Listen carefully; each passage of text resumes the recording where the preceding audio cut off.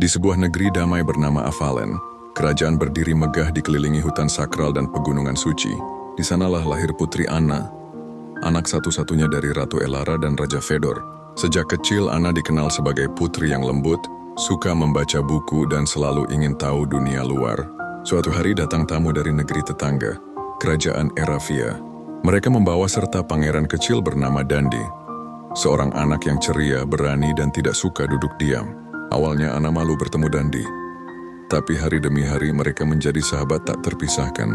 Mereka bermain di taman istana, menari di ruang dansa kosong, menyelinap ke perpustakaan tua. Dunia kecil mereka hanya diisi tawa, cerita, dan rasa yang perlahan tumbuh.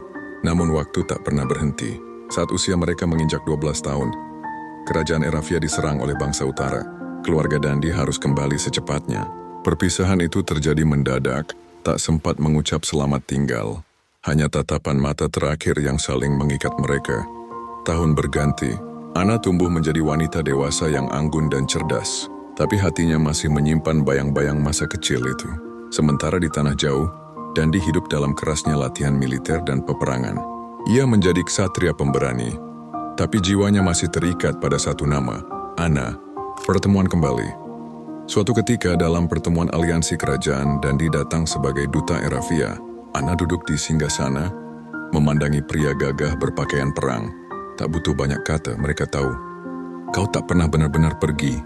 Hari-hari berikutnya dipenuhi dengan percakapan, tawa yang dirindukan, dan senyum yang dulu hilang.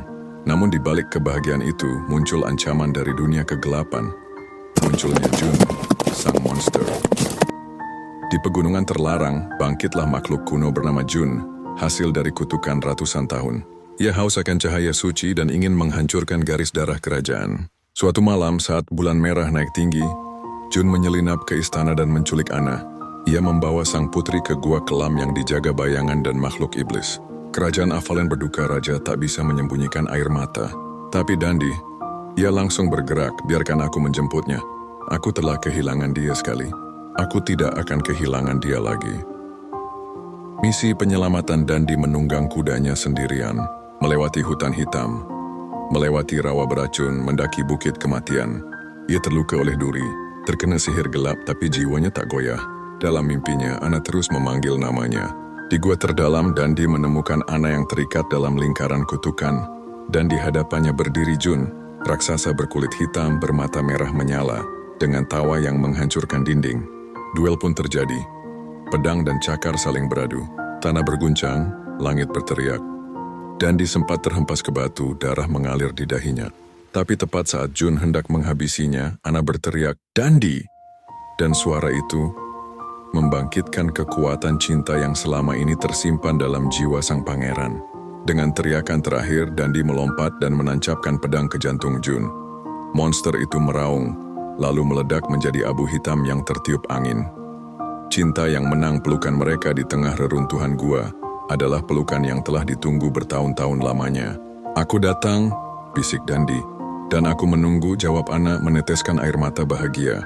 Mereka kembali ke istana, rakyat bersorak. Bunga dilemparkan ke langit, dan dalam upacara kerajaan yang paling megah sepanjang sejarah Avalen, Putri Anna dan Pangeran Dandi akhirnya menikah. Penutup cinta mereka adalah legenda. Anak-anak istana tumbuh dengan cerita tentang keberanian, kesetiaan, dan kekuatan cinta.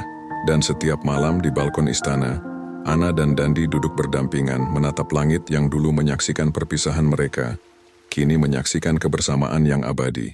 Karena cinta sejati tak akan pernah kalah oleh waktu, jarak, bahkan kegelapan.